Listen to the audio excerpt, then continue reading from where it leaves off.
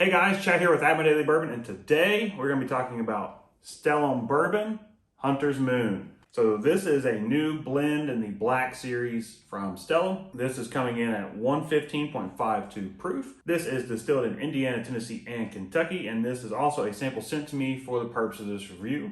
So thank you Barrell Spirits and Stellum Spirits for sending this my way. So Hunter's Moon is another in their iteration of blending, which is what Barrell's all about. Holy crap, man, that is on there. So, I do not have any ages on this. The Black series from Stellum is typically comprised of their base blend of Tennessee, Indiana, Kentucky, and then they layer upon older stocks from those three states as well, or at least from the options of those three states. So let's go ahead and get this poured up. Now there is a little tidbit on the back here, I'll read it, that does not pertain to this particular blend. That is just kind of the Stellum Spirits mission statement. Stellum Spirits is driven by progress, critical thinking, and above all, attention to detail. We're devoted to bringing American whiskey into the modern age with simple, elegant blends and single barrels selected with care and intention. So much like Barrell Craft Spirits, the parent company or sister brand, or however you want to look at it, to Stellum, this is all about curating and creating those awesome blends, which if you've seen my last two videos, which those are on Instagram, I will work on getting those here on YouTube. Stellum Fibonacci Rye is hands down probably my favorite rye of 2022. It is just exceptional. The Equinox Blend Bourbon is in my top 5 bourbons of the year, and I mean they're just great. They've got tons of old stock in them. They were blended slowly over time, letting the flavors marry instead of just dumping things in. So really thought out, really cared process. And I'm very excited to dive into this. First, I should say Hunter's Moon. I believe that is the cycle for the end of October before going into the winter, or is that the winter equinox? I don't know. There is a press piece that I have for this, but as you can tell, I did not read it. Let's dive into the nose. On the nose, getting a nice dusting of brown sugar, a dark brown sugar, a little bit of musty oak. I love those musty oak notes. It's got a little bit of an ethanol punch, so it's not showing off that 115 proof, but when I dove into it, it really kind of hit the sinuses, cleared me out a little bit. Getting some nice dried cherry, really reminiscent of like that almost cherry cola note, but doesn't quite have as rich of a cola at the end, but I mean, we're kind of in that cherry cola range. Good little bit of cinnamon, not cinnamon sugar, not a sweet cinnamon, it's just straight cinnamon powder. A little bit of citrus. It is kind of like it's bright. I don't want to say orange, lemon, or lime. It is just citrus. When someone gives you like a juice and it's like, what flavor is this? It is just citrus. It's kind of that. So a little bit of everything all at once, because it's almost like you can get the acidity, a little bit of effervescence, some of that brightness, but there's no discerning note in there. Let's have a taste. Ooh. This hits all over the mouth. A little dry, a little tannic. Smacking my lips, clicking my tongue a little bit. This is very, very, very cinnamon, hard candy forward. It's got a lot of chocolate, a lot of cinnamon. Getting some nice dried cherry cola on the palate now, like the nose.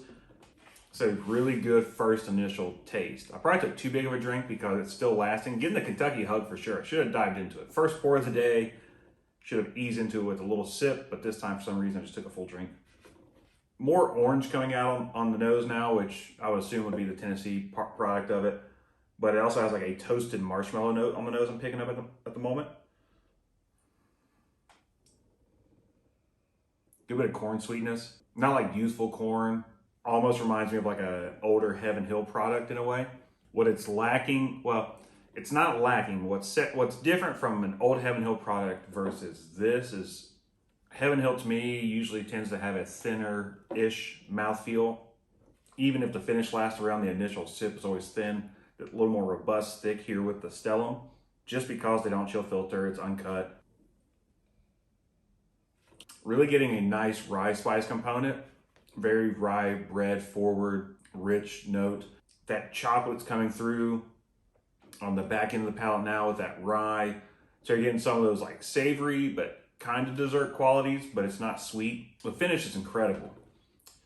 It, more than anything, it's the tingle of the cinnamon, getting a good bit of oak tannins in there. I mean, this is tannic. I don't want to scare anyone away. This is going to be, I'm assuming, a $100 bottle. Stellum Black Cedars tends to be about $100, which I think is well worth it. Every Stellum Black I've had so far, I would buy multiples of just because I think they are that good. Yeah, really riding out that finish, getting a little bit of, like I said earlier, that sweet corn, but it's kind of gone funky.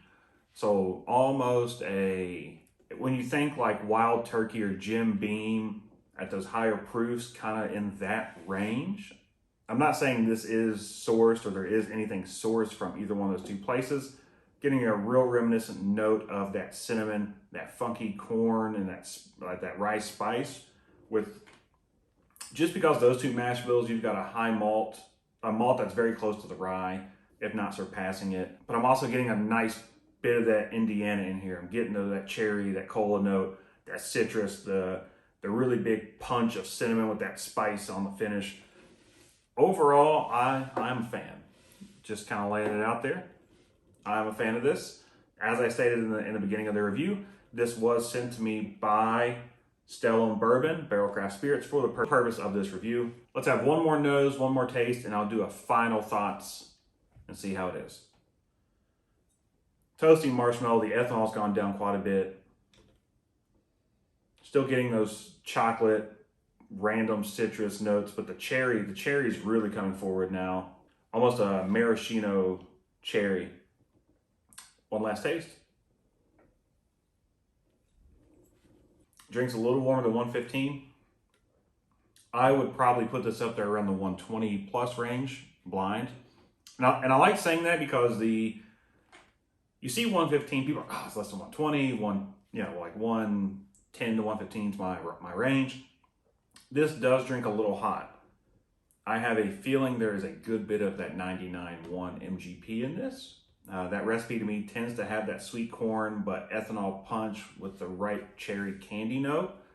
I don't know that for sure. I'm just speculating. And if I had to guess, the Kentucky in this is a little bit younger, maybe around that 6 to 8 year mark. Just once again, because those corn notes and that rye bread, the cocoa, and those funky corn, those are things I tend to associate with around that range, 6 to 8 year Kentucky bourbons. But big fan. I really enjoy this. This is something that you would pour up on a cold day. Like today, right now, it's 65 degrees here in Kentucky. So this is not, which is warm for December. This is not something I would pour a big glass of right now, but it's something later in the evening, the sun's down, the windows are open, I'll pour a glass and enjoy it. Big fan. I do recommend it. If you are a Stellum fan or a Barrel Craft Spirits fan and you like the way they blend and what they do, I say, and you got around $100 to spend, I say give it a shot. They're limited, they're one-offs, and they're fun. So you kind of get to see variations.